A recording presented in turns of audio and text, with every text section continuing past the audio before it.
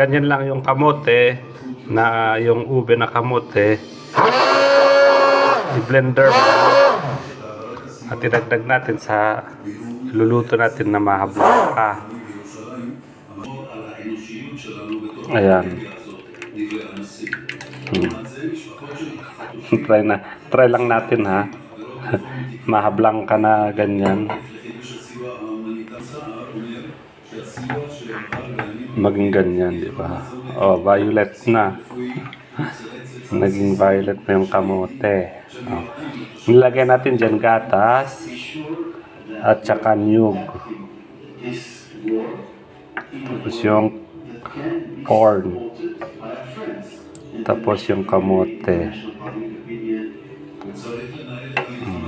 Ngayon lagyan natin ng asukal ay gatas.